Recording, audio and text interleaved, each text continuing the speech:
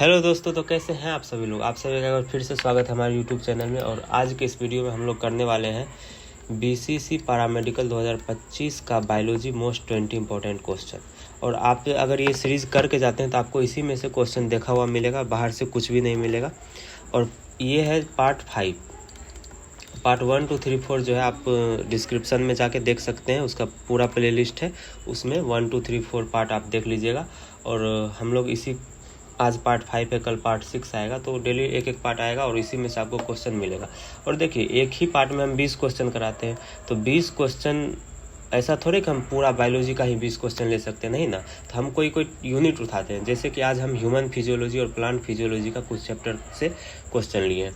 और पार्ट 4 में जैसे कि इकोलॉजी का क्वेश्चन लिए थे, पार्ट 3 में बायोटेक्नोलॉजी का लिए थे, पार्ट 2 में जेनेटिक्स का लिए थे, पार्ट 1 में हम मॉर्फोलॉजी, एनाटोमी और जैसे बायोलॉजी में फर्स्ट सेकंड चैप्टर है ना, प्लांट किंगडम, वो सब का क्वेश्चन लिए। तो हम हर पार्ट में अलग अलग नया क्वेश्चन लेते हैं। और हमारा क्वेश्चन ऐसा रहता है कि आप अगर एक क्वेश्चन कीजिएगा तो आपको 3-4 क्वेश्चन का नॉलेज आपको मिलेगा, क्योंकि स्टेटमेंट बेस्ड रहता है, मैच द फॉलोइंग, तो आपके लिए ईजी होगा। तो चलिए शुरू करते हैं क्वेश्चन नंबर 1। देखिए, बहुत ही ईजी क्वेश्चन है। क्वेश्चन नंबर 1 कह रहा है कि which of the following is an example of plasticity. Plasticity का एग्जाम्पल कौन सा है, तो आप लोग याद करिए कि कॉटन, कोरिएंडर और लॉक्सबर्ग का जो हेट्रोफिली होता है, यही तो एग्जाम्पल है प्लास्टिसिटी का। समझ में आ गया। तो बहुत ही ईजी क्वेश्चन था। तो चलिए क्वेश्चन नंबर 2 की ओर बढ़ते हैं। क्वेश्चन नंबर 2 कह रहा है which of the following factor is intrinsic factor for growth. कह रहा है कि ग्रोथ के लिए इंट्रेंसिक यानी कि अंदर का फैक्टर कौन सा होगा। आप बताइए कि कोई आदमी, चाहे कोई प्लांट के बारे में, ये तो प्लांट के बारे में बोल रहा है, लेकिन हम आदमी के भी बारे में अगर सोचते हैं तो ग्रोथ के लिए अंदर का फैक्टर क्या होगा, यानी कि जो हमारे बॉडी का फैक्टर है। तो क्या ग्रेविटी हमारे बॉडी का फैक्टर है? नहीं। ऑक्सीजन हमारे बॉडी का फैक्टर नहीं, ऑक्सीजन तो हम बाहर से लेते हैं। मिनरल्स, ये भी हम बाहर से लेते हैं, यानी कि ये तीनों बॉडी का फैक्टर नहीं है। और हम लोग जानते हैं कि ग्रोथ करने के लिए इंट्रिंसिक फैक्टर तो प्लांट हार्मोन होता है ना, प्लांट के लिए। एनिमल के लिए एनिमल हार्मोन होगा। तो अभी प्लांट का बात चल रहा है, तो इंट्रिंसिक फैक्टर यानी कि अंदर का फैक्टर कौन होगा? हार्मोन होगा। क्लियर है। चलिए क्वेश्चन नंबर 3, बहुत ईजी क्वेश्चन है। ऐसा ही क्वेश्चन आपको डायरेक्ट मिल जाएगा, तो इसीलिए चिंता का कोई बात नहीं। बस आपको अगर आता है तो ठीक है, नहीं तो आप याद करते जाइए। क्वेश्चन नंबर 3 कह रहा है कि in the following which is present naturally in plant. यानी कह रहा है कि इस सब में से प्लांट में नेचुरली कौन मिलता है। तो अब बताइए, आप लोग पढ़े होंगे कि नेचुरली जो है ये मिलता है, जिएटिन मिलता है, कॉर्न्स में ऐसा करके। काइनेटिन नहीं मिलता है, जिएटिन नेचुरली मिलता है। और ऑक्सीजन, जिबरलिन, ये सभी नेचुरली नहीं मिलता। अच्छा, क्वेश्चन हम गलती पढ़ लिए। क्वेश्चन कह रहा है which of the following not present naturally. Not present कह रहा है ना, कह रहा है कि नेचुरली प्रेजेंट नहीं होता है। तो आप बताइए, काइनेटिन तो नेचुरली नहीं होता है, काइनेटिन का एक वर्जन होता है जिएटिन, वो नेचुरली प्रेजेंट होता है। काइनेटिन प्रेजेंट नहीं होता है हमारे प्लांट बॉडी में। चलिए अगला question, question number 4। Question number 4 कह रहा है कि xylem differentiation is due to. ये आप आसान पढ़े होंगे, बहुत ही आसान क्वेश्चन है, सिंपल क्वेश्चन आया कि जाइलम डिफरेंशिएशन किसके कारण होता है? ऑक्सीजन के कारण होता है जाइलम डिफरेंशिएशन। तो आपको याद करने का चीज़ है। चलिए क्वेश्चन नंबर ये है 5। कह रहा है which of the following is use to speed up malting process. यानी कि माल्टिंग प्रोसेस को स्पीड करने के लिए किसका यूज करते हैं? तो सबको पता है कि जिबरलिन का यूज करते हैं माल्टिंग को स्पीड करने। ऑक्सीजन का क्या यूज होता है? अभी पिछले क्वेश्चन में था, ऑक्सीजन का यूज क्या होता है, देखिए जाइलम डिफरेंशिएशन, ये ऑक्सीजन का यूज होता है। अब ये है कि जिबरलिन, Ga3 किसको बोलते हैं? जिबरलिक एसिड, यानी कि जिबरलिन को बोलते हैं, जिबरलिन एसिड, जिबरलिक एसिड, इसी को जिबरलिन बोलते हैं। और काइनेटिन तो साइटोकाइनेटिन को बोलते हैं, साइटोकाइनिन को बोलते हैं। और ए जो है एब्सेसिक एसिड को बोलते हैं। तो फुल फॉर्म भी आप याद रखिए। देखिए एक क्वेश्चन में से हमको कितना सीखने को मिला। सबसे पहले तो ए का फुल फॉर्म देखिए, एब्सेसिक एसिड, ये सीखने को मिला। दूसरा, काइनेटिन का दूसरा नाम क्या है? साइटोकाइनिन, ये भी सीखने को मिला। Ga3 को क्या बोलते हैं? जिबरलिक एसिड। और ऑक्सीजन के बारे में तो पिछला क्वेश्चन में देखे ही थे। तो इसीलिए हम बोलते हैं कि आप एक क्वेश्चन कीजिएगा तो एक ही नहीं सीखने को मिलेगा, 3-4 आपको सीखने को मिलेगा।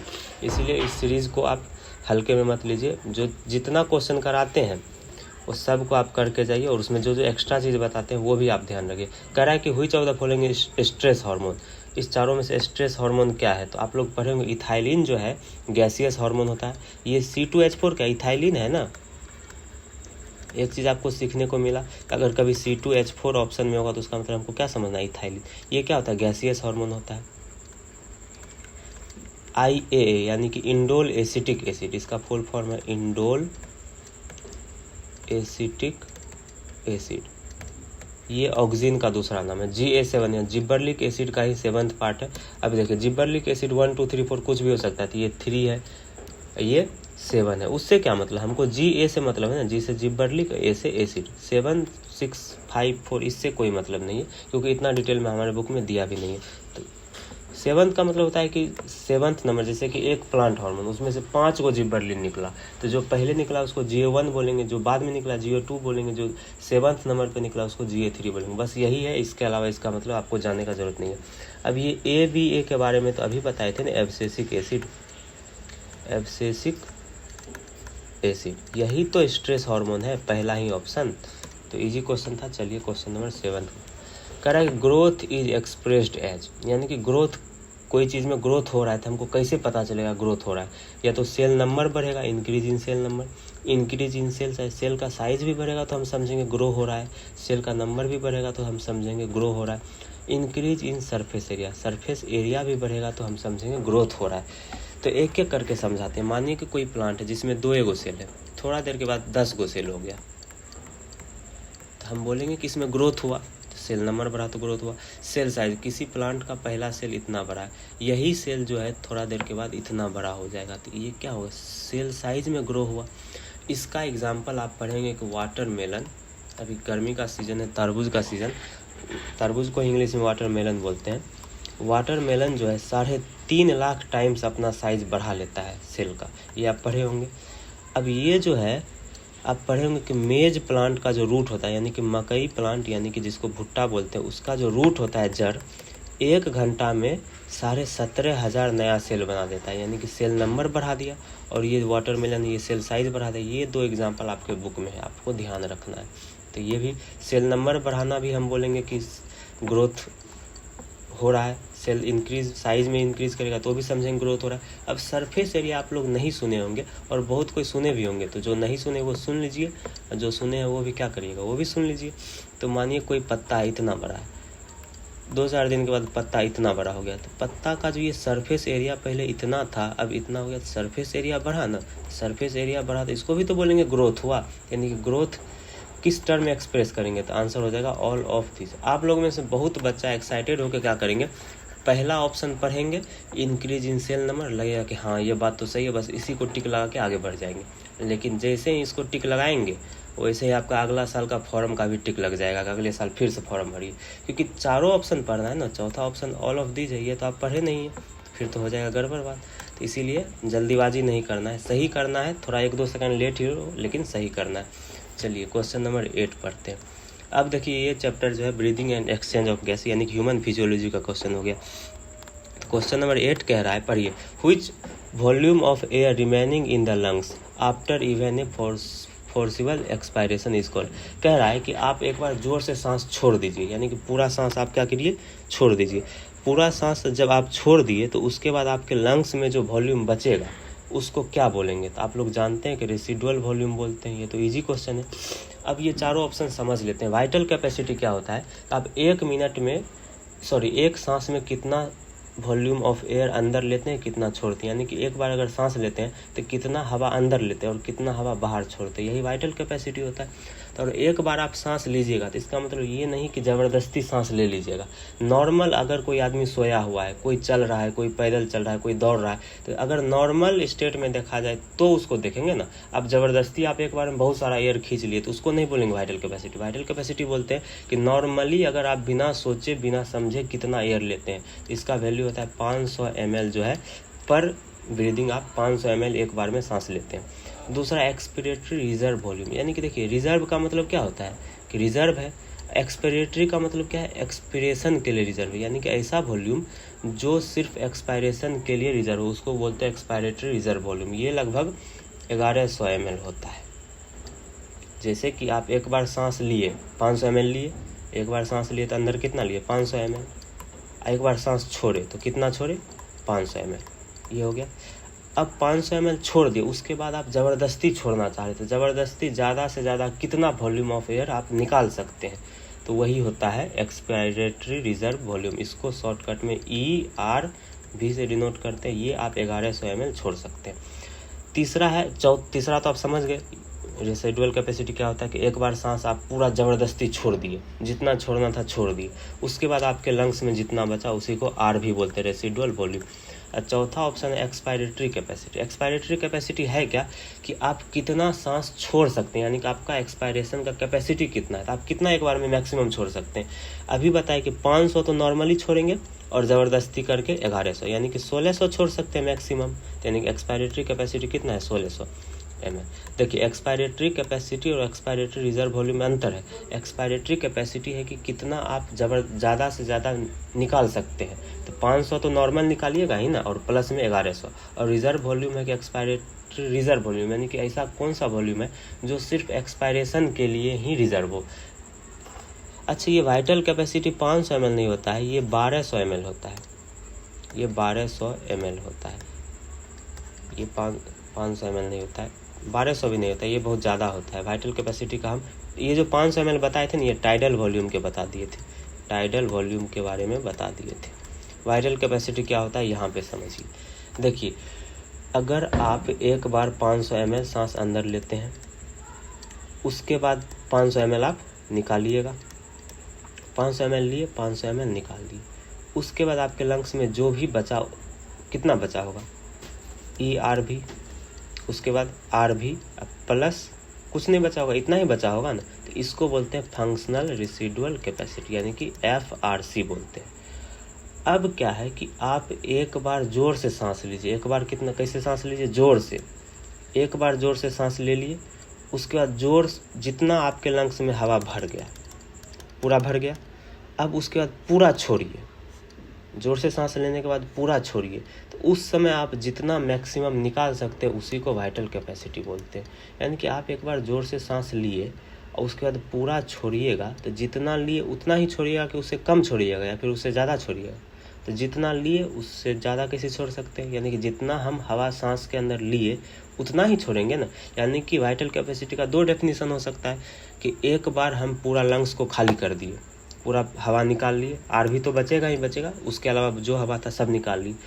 अब निकालने के बाद मैक्सिमम कितना अंदर ले सकते हैं उसको बोलते हैं वाइटल कैपेसिटी, या फिर पूरा लेने के बाद कितना छोड़ सकते हैं, दोनों एक ही बात हुआ।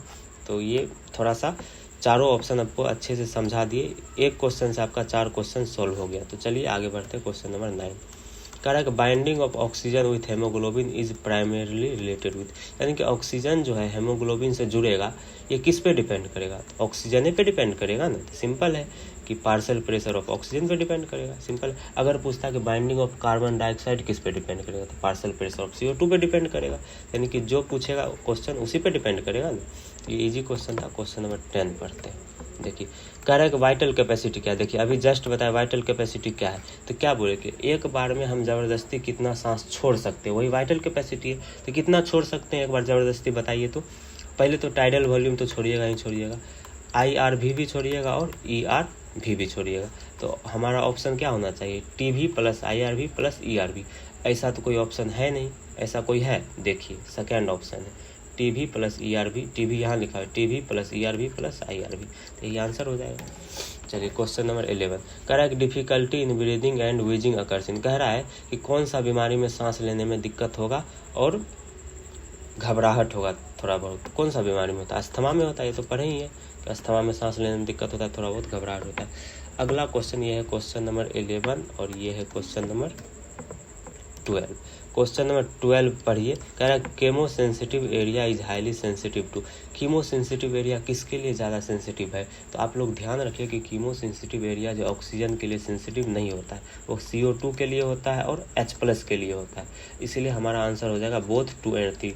अब जो भी बच्चा एक्साइटेड होकर क्वेश्चन सॉल्व करिएगा तो पहला ऑप्शन पढ़िएगा तो गलत होगा, दूसरा पढ़िएगा तो आप CO2 देखिएगा, यही टिक मार के चला जाइएगा। लेकिन आपको तीसरा ऑप्शन भी पढ़ना है, क्योंकि तीसरा ऑप्शन में हाइड्रोजन भी है ना, तो इसीलिए आंसर तो बोथ 2 और 3 होगा। इसलिए चारों ऑप्शन ध्यान से पढ़ना है। चलिए क्वेश्चन नंबर 13 क्वेश्चन कह रहा है कि respiratory rhythm centre which is primarily responsible for regulation of respiration present in which part of brain. देखिए रेस्पिरेटरी रिदम सेंटर कहाँ पे प्रेजेंट होता है, ब्रेन के किस पार्ट में, तो आपको याद रखना ये मेडुला ऑब्लंगेटा में होता है। पोन्स के पार्ट में, ब्रेन का एक पार्ट होता है पोन्स। देखिए ब्रेन का 3 पार्ट होता है, देखिए ब्रेन का 3 पार्ट होता है, अभी से आपका रिवीजन भी हो जाएगा। फोर ब्रेन, मिड ब्रेन होता है और हाइंड ब्रेन होता है। फोर ब्रेन का तीन पार्ट होता है। एक होता है सेरिब्रम, दूसरा होता है थैलमस और तीसरा होता है हाइपोथैलेमस। हाइपो का मतलब क्या होता है? नीचे, और थैलमस मतलब तो थैलमस होता है। हाइपोथैलेमस का मतलब क्या है? थैलमस के नीचे वाला पार्ट, हाइपोथैलेमस। और मिड ब्रेन का ऐसे कोई पार्ट नहीं पढ़ना है हम लोग को। हाइंड ब्रेन का भी तीन पार्ट होता है, पोन्स, सेरिब्रम, सेरिबेलम होता है, CEREBELLUM। देखिए, हाइंड ब्रेन का पार्ट होता है सेरिबेलम और फोर ब्रेन का पार्ट होता है सेरिब्रम। तो ये दोनों का स्पेलिंग में आप कंफ्यूज नहीं होइएगा। सेरिब्रम होता है फोर ब्रेन, सेरिबेलम होता है हार्ड ब्रेन, और एक होता है मेडुला ओब्लंगेटा। तो मेडुला ओब्लंगेटा और पोन्स दोनों जो है हाइंड ब्रेन का पार्ट है। और मेडुला ओब्लंगेटा में रेस्पिरेटरी रिदम सेंटर पाया जाता है, पोन्स में न्यूमोटैक्सिक सेंटर पाया जाता है। न्यूमोटैक्सिक का एग्जाम्पल जो है पी से शुरू होता है, PNEUMOTAXIC, न्यूमोटैक्सिक सेंटर। इसको पिन्यूमोटैक्सिक सेंटर नहीं बोल देना, न्यूमोटैक्सिक सेंटर पी से होता है, इसमें पी साइलेंट होता है। यानी कि आप पी से पोन्स याद रखिए और पी से न्यूमोटैक्सिक सेंटर होता है। तो पोन्स में न्यूमोटैक्सिक सेंटर होता है और मेडुला ऑब्लोंगेटा में रेस्पिरेटरी रिदम सेंटर होता है। याद हो गया? चलिए क्वेश्चन नंबर 14 कह रहा है कि the SA node in normal pacemaker heart is because. कह रहा है कि हार्ट का जो, मानिए ये हमारा हार्ट है, तो इसका पेस मेकर जो ऐसे नोड को क्यों बोलते हैं? ऐसे नोड देखिए होता कहाँ पे, ये राइट एट्रियम के अपर राइट कॉर्नर पे होता है। इसको ऐसे नोड को जो है हम पेस मेकर क्यों बोलते हैं? क्योंकि यही जो है maximum number of action potential generate करता है, इसीलिए इसको बोलते हैं पेस मेकर। तो आप लोग याद रख लीजिए। इससे आपको दो क्वेश्चन समझ में आया। पहला कि अगर एग्जाम में पूछ देगा कि पेस मेकर किसको बोलते हैं, तो आपको बोलना है ऐसे नोड को। दूसरा पूछेगा कि पेस मेकर क्यों बोलते हैं, क्योंकि ये maximum number of action potential generate करता है। तीसरा, ऐसे नोड में ऐसे का फुल फॉर्म क्या है? ऐसे का फुल फॉर्म होता है साइनो एट्रियल। देखिए एक क्वेश्चन से आपको कितना 2-3 चीज़ सीखने को मिला ना। बार बार यही बात बोल रहे हैं, क्योंकि ऐसा सच बात है। आप एक क्वेश्चन बनाइएगा तो इसका मतलब आप 2-3 सीख रहे हैं। तो एग्ज़ाम में ऐसा नहीं है कि जो हम बता रहे हैं डायरेक्ट कॉपी आ जाएगा, ऐसा कॉपी नहीं आएगा, लेकिन इसी से रिलेटेड आएगा जो हम क्वेश्चन कराए। अब मानिए आप एग्जाम में पूछ देगा ऐसे नोट का फुल फॉर्म बताओ, तो ये तो आपको मेरे ही नोट से आया ना, ऐसा थोड़ी कि कहीं और से आया। तो इसीलिए एक क्वेश्चन से मल्टीपल कॉन्सेप्ट सीखिए। क्वेश्चन नंबर 15 देखिए, बहुत ही अच्छा क्वेश्चन है, असर्शन रीजन क्वेश्चन है। कह रहा है कि lymph is a colourless fluid. बात तो सही है, लिम्फ कलरलेस फ्लूइड होता है। Specialised lymphocyte which are responsible for immune response. यानी कि कह रहा है कि लिम्फ कलरलेस फ्लूइड होता है जो कि इम्यून सिस्टम के लिए रिस्पॉन्सिबल होता है। सही बात है, ये तो ट्रू है। कह रहा है lymph is important carrier for nutrient and hormone. कह रहा है कि लिम्फ जो है न्यूट्रिएंट और हार्मोन का कैरियर होता है। ये भी सही बात है, लेकिन ये जो एसर्शन है और रीजन है दोनों सही है, लेकिन दोनों में कोई आपको रिलेशन दिख रहा है? नहीं, कोई रिलेशन नहीं। इसीलिए आंसर क्या हो जाएगा कि both assertion and reason are true but reason is not correct explanation of assertion. Clear हो गया? क्वेश्चन नंबर 16 कह रहा है कि inter atrial septum in heart of human can be acknowledged है। देखिए सबसे पहले आपको पता होना चाहिए कि इंटर एट्रियल सेप्टम होता क्या है। कि आप पढ़े होंगे कि हार्ट का डायग्राम कुछ ऐसा होता है। देखिए ऊपर वाले को बोलते हैं एट्रिया, नीचे वाले को वेंट्रिकल। ये थोड़ा लेफ्ट वेंट्रिकल थोड़ा सा चौड़ा होता है राइट वेंट्रिकल से, लेकिन फिगर थोड़ा पतला बन गया, कोई बात नहीं। अब दो एट्रिया के बीच में जो सेप्टम होता है ना, उसको बोलते हैं इंटर एट्रियल सेप्टम। यानी कि दो एट्रिया के बीच के सेप्टम को क्या बोलेंगे? Inter atrial septum. दो वेंट्रिकल के बीच के सेप्टम को क्या बोलेंगे? Inter ventricular. देखिए जैसे आप लोग देखे होंगे इंटरनेशनल मैच क्या होता है। इंटरनेशनल का मतलब क्या हुआ कि दो नेशन के बीच में, यानी कि जैसे कि मान लीजिए मैच हो रहा है इंडिया और ऑस्ट्रेलिया में, तो क्या बोलते हैं? इंटरनेशनल मैच हो रहा है, यानी कि दो नेशन मतलब कंट्री, तो दो नेशन के बीच का चीज़ को इंटरनेशनल बोलते हैं। उसी तरह दो आर्ट्रिया के बीच का चीज़ को क्या बोलेंगे? इंटर एट्रियल बोलेंगे। इंट्रा एट्रियल नहीं बोलना है, इंटर एट्रियल। इंटर मतलब होता है दो अलग अलग, तो इंटर एट्रियल सेप्टम का मतलब क्या हुआ? दो एट्रिया के बीच का सेप्टम। इंटर वेंट्रिकुलर सेप्टम का मतलब क्या हुआ? दो वेंट्रिकल के बीच का सेप्टम।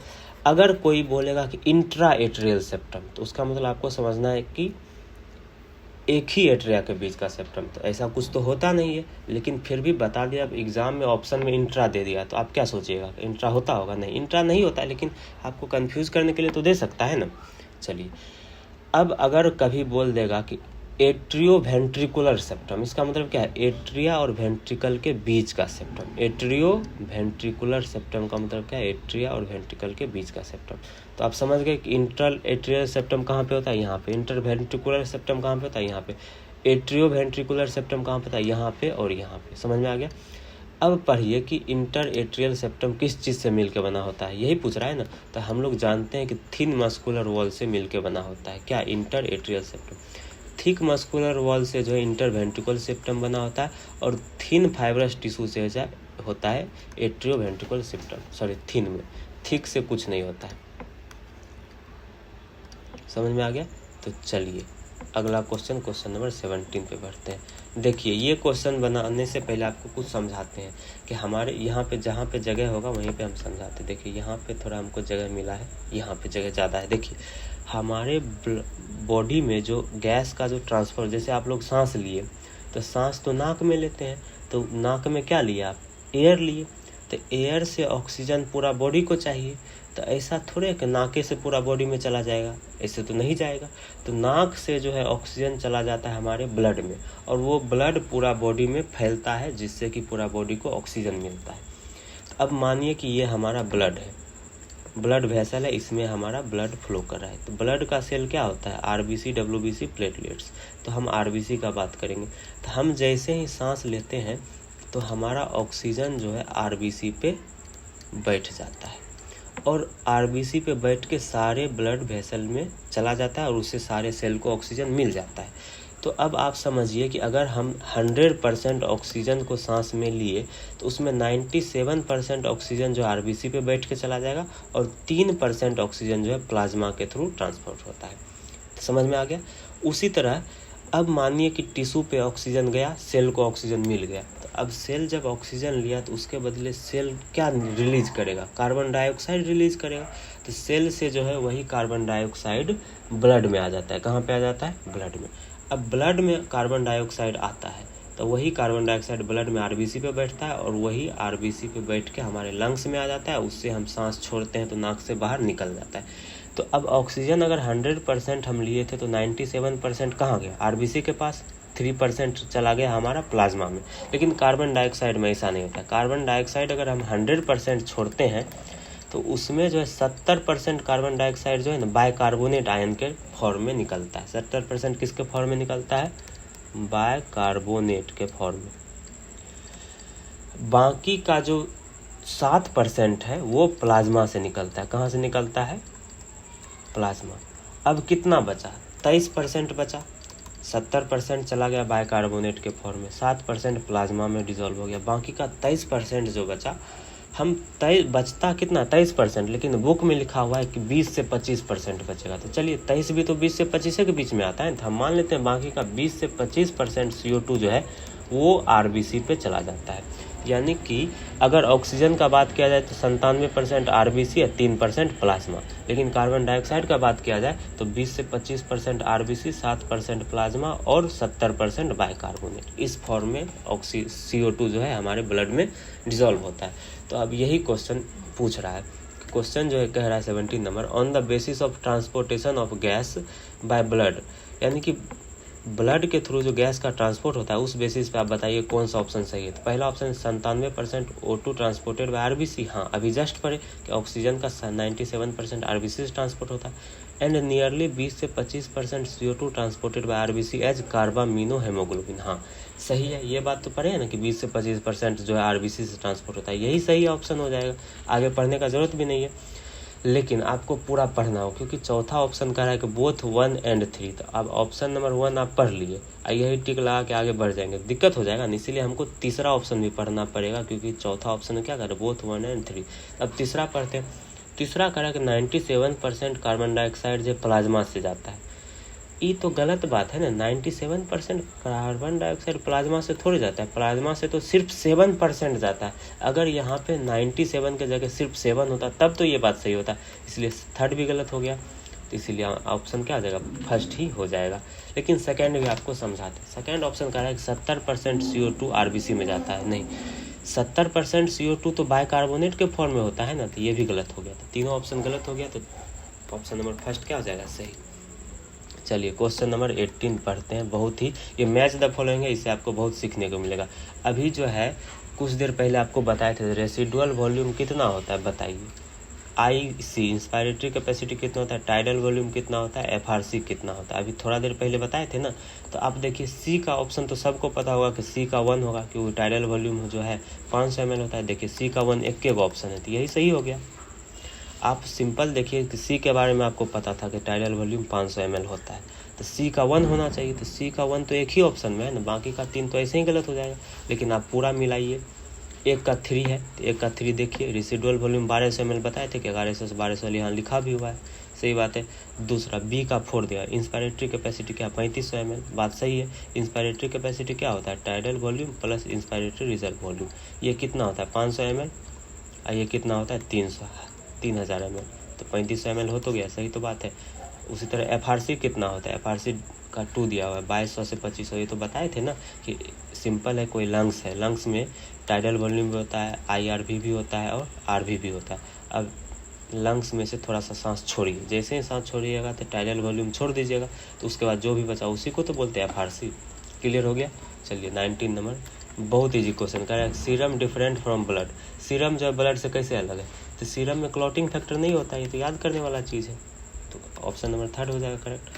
अब क्वेश्चन नंबर 20, लास्ट क्वेश्चन आज का, कह रहा है कि atrial cycle is dash second while ventricle cycle is dash. कह रहा है कि एट्रियल साइकिल कितना सेकंड का होता है और वेंट्रिकल साइकिल कितना सेकंड का होता है। आप लोग देखिए कि हमारा जो कार्डियक साइकिल होता है वो 0.8 सेकंड का होता है, तो इसी में एट्रियल साइकिल भी आता है और वेंट्रिकल साइकिल भी आता है, यानी कि एट्रियल और वेंट्रिकल दोनों को जोड़ने के बाद 0.8 आना चाहिए। तो 0.1 0.7 तो 0.8 आ रहा है, 0.7 0.1 ये भी 0.8 आ रहा है, 0.4 ये भी 0.8 आ रहा है, ये 0.8 ये तो 1.6 आ रहा है, तो ये ऑप्शन नहीं होगा, सिंपल बात है। अब आप देखिए कि एट्रियल और वेंट्रिकल का क्या क्या होता है। देखिए एट्रियल जो है 0.1 सेकंड के लिए होता है, आपको पता होना चाहिए कि एट्रियल जो है 0.1 सेकंड के लिए होता है और वेंट्रिकल जो है 0.7 सेकंड के लिए होता है। तो ऑप्शन में क्या होना चाहिए, 1 हो जाना चाहिए, लेकिन आपको ऐसे ऑप्शन नहीं देना है। सिंपल हमको पूछ रहा है एट्रियल साइकिल और वेंट्रिकल साइकिल कब होता है, तो एट्रिया तो 0.1 सेकंड के लिए कॉन्ट्रैक्ट करता है ना, और 0.7 सेकंड तक क्या होता है, रिलैक्स होता है। तो इसके साइकिल में दोनों ऐड होगा ना, कॉन्ट्रैक्ट प्लस रिलैक्स, तो 0.1 प्लस 0.7 0.8 होगा, और वेंट्रिकल 0.3 सेकंड के लिए कॉन्ट्रैक्ट करता है और 0.5 सेकंड के लिए रिलैक्स करता है। तो इसका साइकिल में कॉन्ट्रैक्ट और रिलैक्स दोनों आएगा, तो दोनों को जोड़ेंगे तो 0.8 आएगा, तो इसीलिए ऑप्शन नंबर 3 हो जाएगा करेक्ट। आप समझे आपको कहाँ पे गलती कर सकते हैं, तो आप सोचिएगा कि दोनों मिला के 0.8 होता है, तो इससे आप 3rd ऑप्शन को गलत कर दिया, लेकिन 3rd ही सही है, क्योंकि एट्रिया का साइकिल का मतलब क्या होगा, एट्रिया क्या करता है, कॉन्ट्रैक्ट भी करता है रिलैक्स भी करता है, दोनों मिला के तो 0.8 सेकंड लेगा ना। तो चलिए आज का डिस्कशन को यहीं पे समाप्त करते हैं। आप लोग आए वीडियो लास्ट तक देखे उसके लिए थैंक यू। आप लोग जो कमेंट कीजिए कि आपका 20 में से कितना सही हुआ, अब ईमानदारी से कीजिएगा, ऐसा नहीं कि 20 में से 20 बोल दीजिएगा ज़बरदस्ती। अगर जो सही नहीं हुआ उसको आप लोग याद कर लीजिए, और डिस्क्रिप्शन में देखिए हमारे प्लेलिस्ट होगा, उसमें पार्ट 1 से लेकर 4 तक का वीडियो मिल जाएगा आपको, और टेलीग्राम चैनल का लिंक आप ज्वाइन कर लीजिए ताकि इस नोट्स का PDF आपको वहाँ पे मिल जाएगा। चलिए मिलते हैं अगले क्लास में, तब तक के लिए बाय बाय, थैंक यू।